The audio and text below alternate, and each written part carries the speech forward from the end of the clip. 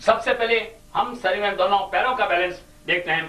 जब कभी कोई रोग होता है, प्राय व्यक्ति के दोनों पैर बराबर नहीं होते हैं, मैं चाह गया, और इसलिए हम दोनों टखनों को मिलाएं और टखनों को मिलाकर देखें कि दोनों पैर बराबर हैं नहीं है।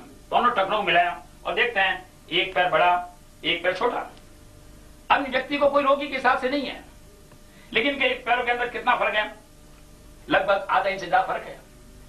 और ऐसे व्यक्ति, यदि कोई भी चक्के के अंदर हवा नहीं हो और हम उसको अगर हम चलने का कोशिश करें, बहुत से व्यक्ति ऐसे हैं जो रोज घूमने जाते हैं, लेकिन जिनके पैरों का संतुलन बराबर नहीं है, ऐसे व्यक्ति घूमने जाएंगे तो उनकी अनेकों समस्याएं और ज्यादा होगी। यदि मैं यात्रा करनी है तो गाड़ी को देखना पड़ेगा, गाड़ी के चक्कों के अंदर हवा बन रही, जब तक पैर संतुलित न हो। और यदि हम हले चलने काम करेंगे तो किसी न किसी नाड़ी पर जोर ज्यादा पड़ेगा।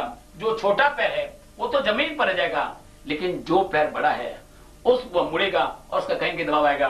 हम छोटे को बड़ा कैसे करें और बड़े को छोटा कैसे करें? छोटे और बड़े को ठीक करने का पहला तरीका है, जो पैर छोटा है उसको हम खींच कर भी ठीक कर सकते हैं। लेकिन बहुत से समय ऐसी स्थिति आती है कि उस पैर को खींचा नहीं जा सकता। व्यक्ति के पैर में दर्द है, फ्रैक्चर है, चोट लगी हुई है। इसका एक साइंटिफिक तरीका है, छोटे पैर को बड़ा कैसे किया जाए और बड़े को छोटा कैसे किया जाए। जो पैर छोटा है उस पैर को बड़ा करने के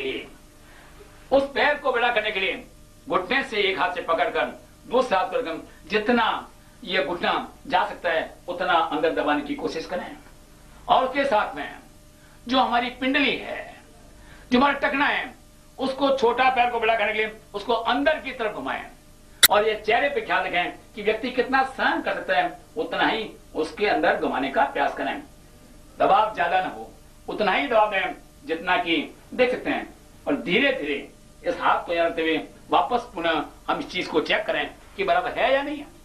और हम देखते हैं, वापस चेक किया, हमने देखा दोनों पैर बराबर हुए। ये एक ऐसी प्रक्रिया है कि दोनों पैर, लेकिन आदमी के संस्कार पड़े हुए हैं, आदत पड़ी हुई है, चाय की आदत भी छूटती है, फिर चलने की उसी ढंग चल गए तो फिर दोनों पैर असममित हैं। इसलिए लगातार 5-7 दिन तक हम इसे ट्राई करें। व्यक्ति स्वयं कर सकता है। जिस व्यक्ति को मालूम है कि मेरा जो पैर छोटा है उस पैर को बड़ा कर सकता है, बड़े पैर को छोटा कैसे करें। कभी कभी छोटे पैर को स्पर्श करना भी मुश्किल होता है, तो बड़े पैर को छोटा करने के लिए क्या करते हैं, इसी ढंग से इस पैर को लिया, इस पैर को पेड़ तक दबाया और उसी पैर को अंदर की बाहर की तरफ, छोटे को बड़ा करने के लिए अंदर की तरफ और बड़े को छोटा करने के लिए बाहर की तरफ इतना दबाव दिया जितना कि चेहरा सहन कर सकता है, और उसको वापस चेक कर लिया। थोड़ा छोटे से बड़ा और बड़े से छोटा करके इस बार हम देखते हैं कि दोनों पैर टखने को वापस मिलाया और हमने चेक किया कि दोनों पैर बराबर हुए हैं। यह पहला संतुलन हुआ, पैरों का संतुलन। इसके पश्चात दूसरा जो संतुलन है वह संतुलन है नीचे उल्टा सो। जो संतुलन है कि गर्दन का संतुलन, नीचे खिसको। दूसरा संतुलन है गर्दन का संतुलन। जिन व्यक्तियों के स्पॉन्डिलाइटिस होती है, गर्दन में जकड़न होती है, ऐसे व्यक्तियों को गर्दन का संतुलन करना बहुत आवश्यक है। दोनों हाथों से, दोनों कानों से गर्दन को पकड़ लीजिए और धीरे धीरे जितना घूम सकता है उतना घुमाने का प्रयास कीजिए।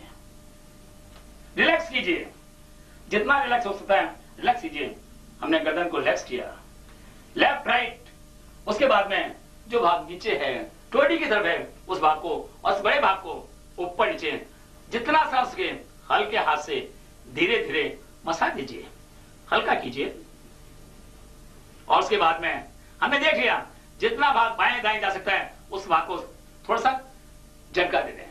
हमें मालूम है इनका जो चेहरा है इतना घूम सकता है, जितना घूम सकता है बाएं उससे आधे से कम यदि हम दबा देते हैं तो उससे हमारी गर्दन के अंदर कोई भी जकड़न है वो दूर जाती है। उसके पश्चात जो हमारी स्पाइन है, स्पाइन की रीढ़ की हड्डी के दोनों तरफ हल्के हाथ से मसाज करें।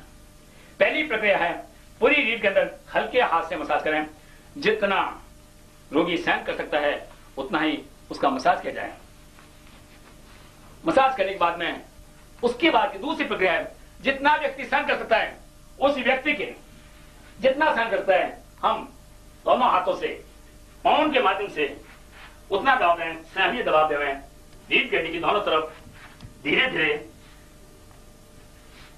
पूरी रीढ़ की हड्डी की तरफ दबाव दिया।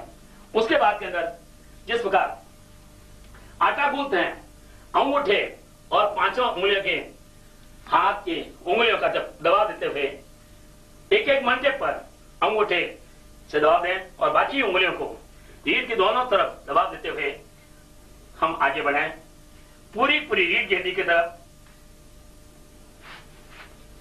दबाव देने से, इससे जो भी मनके के पास में जो भी अवरोध होता है वो अवरोध दूर हो जाता है। फिर एक एक मनके को 5 दफे सीधा और 5 दफे उल्टा, आधा दिन छोड़ते जाएं, हल्का दोनों तरफ सीधा और उल्टा दबाव देते चलें ऊपर से नीचे तक। ऐसा करने से मनकों के पास में आया हुआ अवरोध दूर हो जाता है और जैसे ही वह अवरोध दूर होता है हमारा नाड़ी संस्थान बराबर काम करने लग जाता है और जैसे ही काम कर लेता है सारे काम करें तो रोग के जो मुख्य कारण है, परोक्ष कारण है, नाड़ी संस्थान से जो संबंधित कारण है वो कारण अपने आप हटने जाते हैं। ये प्रयोग करने के बाद में व्यक्ति को जहां जहां पर दर्द आता है वो व्यक्ति अनुभव करता है, उस स्थान पर व्यक्ति का किसी पद्धति द्वारा जो भी है, चाहे वो एक्यूप्रेशर है, चुंबक है या और किसी विधि द्वारा जहां दर्द आता है उस स्थान पर उपचार करने से उस मांसपेशी को ठीक किया जा सकता है और वो की प्रकाश होती है। संतुलन तो मात्र उपचार के लिए भूमिका तैयार करना है। इसके बाद में जो घुटना है, घुटने पे हमने दबाव दिया और उस घुटने को पैर को मोड़कर हिप्स तक जितना जा सकता है उतना लाने का प्रयास करते हैं। 3 दफे ये प्रक्रिया की जाती है। 3 दफे ये प्रक्रिया करें। इसी प्रकार ये प्रक्रिया दूसरे पैर से करें। एक बात का ध्यान रखें, ये घुटने पर दबाव अवश्य बना रहे, फिर दोनों पैरों को लेकर ये प्रक्रिया दोहराएं। हमारी सारी ऊर्जा है वो सारी ऊर्जा जोड़ों के माध्यम से गिर जाती है। अब तखने को पकड़कर होल्डिंग पक्का हो, पकड़कर बाएं दाहिने 5 दफे ऊपर नीचे गोल गोल क्लॉकवाइज एंटी क्लॉकवाइज इस घुमाने से सारा टखने का जॉइंट है जाता है। फिर यहां से हम होल्डिंग करें और एक मिनटों 5 दफे एक मिनट 5 दफे उल्टा और सीधा हम घुमाएं और जल के एक साथ छोड़ना है। हम देखते हैं सारे जितने भी जोड़ हैं, सारे जॉइंट एकदम हल्के हो जाते हैं, दूर हो जाते हैं और जैसे जैसे जॉइंट के अंदर आया हुआ विकार दूर जाता है में बड़ा हल्का फील होता है। जिस प्रकार किसी भी खेत के अंदर हम सफाई करते हैं, सफाई करने के बाद हल जोतते हैं तो हमारा खेत एक तरह से तैयार होता है। यह प्रक्रिया करने के बाद के अंदर यदि हम उपचार करते हैं तो उपचार बहुत अधिक प्रभावशाली होता है, उसके रिजल्ट बहुत अच्छे आने लग जाते हैं। और इस ढंग से हम पूरा जैसे इसने किया वैसे इसी ढंग से पैर को आगे पीछे, लेफ्ट राइट, ऊपर नीचे, क्लॉकवाइज। जिस व्यक्ति को दर्द आएगा वो घुमाने में तकलीफ महसूस करेगा, जितना सहन कर सके उतना हम घुमाएं। फिर इसी ढंग से अंगूठे के अंदर क्लॉकवाइज। और ये जो रोगी है वो इस बात का ध्यान रखे कि उसके कहां पर पीड़ा आ रही है, कहां पर उसके दर्द है और इस ढंग से सारे फिर एक अंगूठा और 4 उंगली, 2 उंगली, 3 उंगली का जोड़ा, 3 और 2 का जोड़ा और इस प्रकार सारे बन गए। पैसे लगाएंगे, बाएं पसर होकर आप उठी खड़े हो जाइए। आपको कैसा लग रहा है समझना, पसंद कर दिए। उसके बाद में आपको कैसा लग रहा है करने के बाद में एक हल्कापन अनुभव होना चाहिए। सारी प्रक्रिया दूर हुई।